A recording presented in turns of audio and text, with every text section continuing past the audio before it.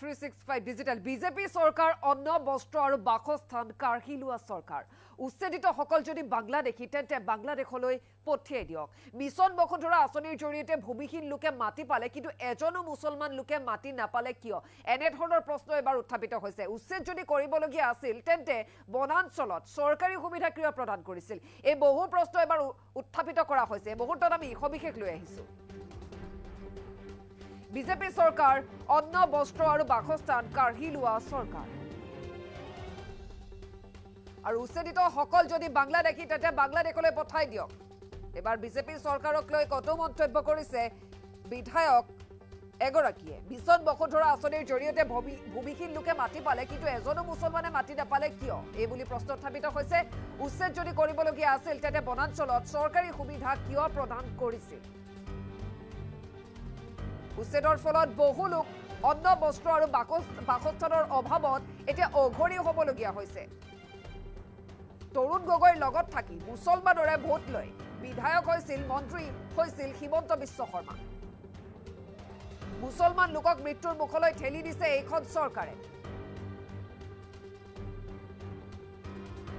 আৰু চৰকাৰে শীঘ্ৰে উচ্ছেদিত লোকক পুনৰ সংস্থাপন দিব লাগিব এনে ধৰণৰ দাবী বা হুংকাৰ আমি শুনিবলৈ পাইছো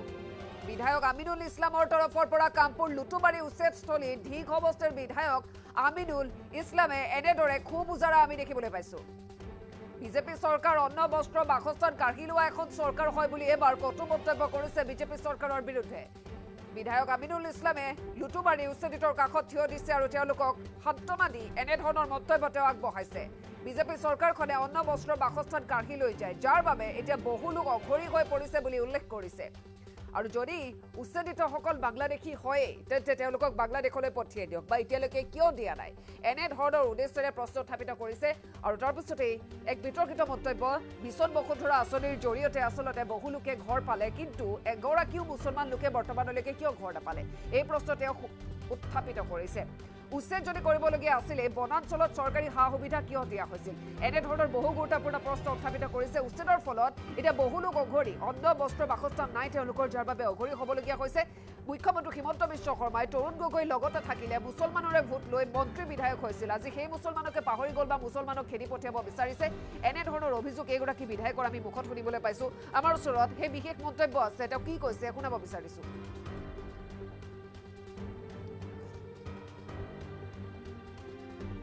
আমার এটা সন্দেহ হয়েছে যে ইয়াত যেটো লুটুমারি এলাকাত উচ্ছেদ হল এই উচ্ছেদিত মানুষখিনিক সরকারে মৃত্যুর মুখলৈ ঠেলি দিয়াটো বিচাৰিছে নাকি আমি বুজিব পৰা নাই কাৰণ ধৰি ললো মানুহখিনি যদি অবৈধভাৱেও আছিলে ফৰেষ্ট ল্যান্ডত কিন্তু মানুহ হিচাপে তেওঁলোকৰ এটা মানৱীয় অধিকাৰ আছে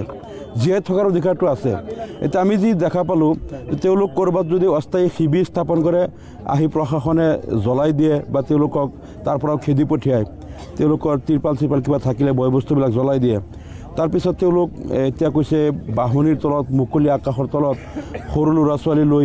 বৃদ্ধা মানুহ তেওঁলোকে থাকিব লগা হৈছে আৰু ইয়াত পানীৰ সাংঘাতিক অভাৱ খোৱা পানী পৰ্যন্ত এটুপি নাই প্ৰশাসনে উচ্ছেদ কৰিছে যদি বনাঞ্চলৰ মাটিত বেদখল তেওঁলোকে কৰি আছিল যদি চৰকাৰৰ প্ৰয়োজন হৈছে উচ্ছেদ কৰিছে সেইখিনিলৈকে আমি মানি ল'লেও এই কথাটো মানি ল'ব নোৱাৰি যে মানুহখিনিক তিৰে তিৰে মৃত্যুৰ মুখলৈ ঠেলি দিয়াটো বিচাৰিছে কাৰণ তেওঁলোকক বিকল্প সংস্থাপন দিয়াৰ আগতেও অস্থায়ীভাৱে তেওঁলোকে জীয়াই থাকিবলৈ ক'ৰবাত সামান্য তেওঁলোকক আশ্ৰয় লোৱাৰ যদি সুবিধাখন চৰকাৰে নিদিয়ে বা খোৱা পানী খোৱা বস্তু একো ব্যৱস্থা নাই এই মানুহখিনিতো এনেই মৰিব ঠাণ্ডাত ৰাতি থাকি ঠাণ্ডাত মৰিব এতিয়া চৰকাৰে যদি ভাবিছে যে মানুহখিনিকতো আমি খেদিব নোৱাৰোঁ বাংলাদেশীও নহয় ভাৰতীয় নাগৰিক হয় আমি সন্দেহযুক্ত বুলি কৈ উচ্ছেদ কৰিলোঁ কাৰণ কিবা এটা লেভেল লগাই সেই উচ্ছেদ কৰিবলৈ নহ'লে অমানৱীয় হৈ যায় কথাটো এতিয়া অসমত যিমান উচ্ছেদ তেওঁলোকে কৰি আছে চৰকাৰে মানে সন্দেহযুক্ত শব্দটো লগায় যাতে বাকী অসমৰ জনগোষ্ঠীয়ে নাগৰিক নহয় নেকি যাতে ৰিয়েকশ্যনটো নহয় সেইকাৰণে সন্দেহযুক্ত লগাই চৰকাৰে ভালকৈ জানে মানুহখিনি ভাৰতীয় নাগৰিক কিন্তু তেওঁলোকক খেদিবও নোৱাৰে মানে মাৰিও পেলাব নোৱাৰে চৰকাৰে মাৰিলে আকৌ এইটো ইণ্টাৰনেশ্যনেল এটা ইছ্যু হৈ যাব গতিকে ভাবিছে আমি সিহঁতৰ ঘৰ দুৱাৰ ভাঙি এনেকৈ খেদি দিওঁ বা আৰু ক'তো আশ্ৰয় ল'ব নিদিওঁ যাতে মানুহখিনি ঠাণ্ডাত এনেকৈ থাকি বেমাৰে আজাৰে মৰি যায় তেতিয়া আমি মাৰ্ডাৰ কেছত নপৰিম এনেকুৱা ধৰণৰ লাগিছে কিন্তু এই কথাটো এটা মানৱাধিকাৰ উলংঘনৰ ঘটনা হৈছে আমি গৰিহণা দিছোঁ আৰু দ্বিতীয় কথাটো হ'ল উচ্ছেদ কৰাৰ পূৰ্বে সিদিনাও মই অসম বিধানসভাত কৈছিলোঁ যে চৰকাৰে ছাৰ্ভে কৰাটো উচিত যে ইয়াত যিসকল মানুহ আছে তেওঁলোক ক'ৰ পৰা আহিছে তেওঁলোকৰ বেকগ্ৰাউণ্ড কি ইয়াত কোনোবা বিদেশী আছে নেকি বা ভাৰতীয় মানুহ হয় নেকি ভাৰতীয় মানুহৰ ভিতৰত কোনোবা মাটি বেলেগত ভূমি থকা মাটি মানুহ আছে নেকি আৰু যদি ভূমিহীন মানুহ আছে নেকি গৰাকহনী আক্ৰান্ত মানুহ আছে নেকি যিসকল ভূমিহীন গৰাকহনী আক্ৰান্ত যাৰ কোনো বিকল্প তেওঁলোকৰ বাসগৃহ বা তেওঁলোকৰ আশ্ৰয়ৰ কোনো এনেকুৱা বিকল্প স্থান নাই চৰকাৰে অন্ততঃ কেটেগৰী ৱাইজ এই মানুহখিনিৰ কাৰণে এটা বিকল্প চিন্তা কৰিব লাগিছিল বাকী যিখিনিৰ বিকল্প ভূমি আছে যে তোমালোকৰ বেলেগ জেগাত মাটি আছে তোমালোকে তাত গুচি যোৱা আৰু যিসকল ভূমিহীন বা গৰাকহনী আক্ৰান্ত ভাৰতীয় নাগৰিক তেওঁলোকৰ কাৰণে চৰকাৰে ক'ৰবাত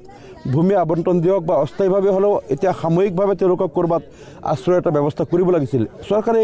কেৱল ঘৰ ভাঙি মানুহক উঘৰি কৰিব জানে আৰু মানুহখিনিক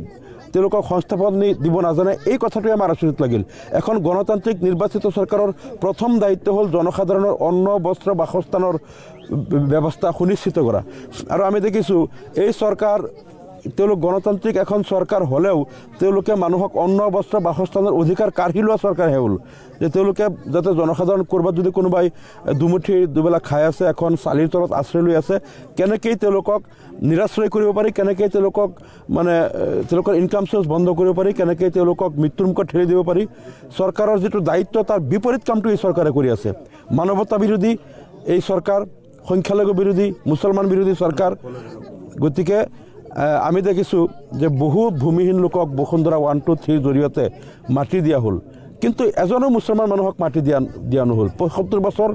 ওপৰত যিসকল অসমত আছে তেওঁলোকে ৰেকৰ্ড দিয়াৰ পিছতো দিয়া নহ'ল তাৰমানে তেওঁলোকক যদি সেই ভূমিত দিয়ে তেনেহ'লে তেওঁলোক উচ্ছেদ কৰিব নোৱাৰিব অন্য জনগোষ্ঠীৰ মানুহ চৰকাৰী মাটিত থাকিলেও মাটি দিয়া হয় মুছলমান মানুহক দিয়া নহয় বহুতে তৌজি খাজানা দি আছিলে চৰকাৰে 2019 পৰা তৌজি খাজানা লোৱা বন্ধ কৰিলে মানে উচ্ছেদ কৰিব চৰকাৰে 2022 পৰা বন্ধ কৰি দিলে গতিকে আৰু কিছুমান স্থানত আমি দেখিছোঁ যে এই মানুহবিলাক বহুত দিন আগৰ পৰা আছে তেওঁলোকৰ কাৰণে স্কুল হস্পিটেল ইলেক্ট্ৰিচিটি অংগনবাদী কেন্দ্ৰ বা অন্যান্য সা সুবিধাবিলাক দিলে হঠাৎ কেইদিনমান আগতে ৰিজাৰ্ভ ফৰেষ্ট বা PRF প্ৰপ'জড ৰিজাৰ্ভ ফৰেষ্ট বুলিও কিছুমান এলেকাক হঠাৎ চিহ্নিত কৰিলে চৰকাৰে কৰি পেলাই বেদখলকাৰী বুলি এই মানুহখিনিক উচ্ছেদ কৰি আছে মানে যিখিনি ফৰেষ্ট ৰিজাৰ্ভ হোৱা নাই PRF প্ৰপ'জড ৰিজাৰ্ভ ফৰেষ্ট বুলিও নাম দিও বহুত ঠাইৰ পৰা উচ্ছেদ কৰিছে তাৰমানে যিকোনো এটা বাহানা লৈ মুছলমান মানুহক ভূমিহীন কৰিব লাগে মুছলমান মানুহক অসমৰ পৰা খেদিব লাগে বা তেওঁলোকক মৃত্যুৰ মুখলৈ ঠেলি দিব লাগে এই এটা অপচেষ্টা চৰকাৰে কৰি আছে চৰকাৰৰ এই অপচেষ্টাক আমি গৰিহণা দিছি আৰু চৰকাৰে যিকোনো প্ৰকাৰে তেওঁলোকে এই মানুহখিনিক মানৱীয় দৃষ্টিৰে চাই তেওঁলোকক এটা বিকল্প সংস্থাপনৰ অচিৰে ব্যৱস্থা কৰক আৰু তেওঁলোক জীয়াই থাকিব পৰাকৈ তেওঁলোকক এটা আশ্ৰয়ৰ ব্যৱস্থা কৰি তেওঁলোকক খোৱা পানী আৰু খোৱা বস্তু সকলো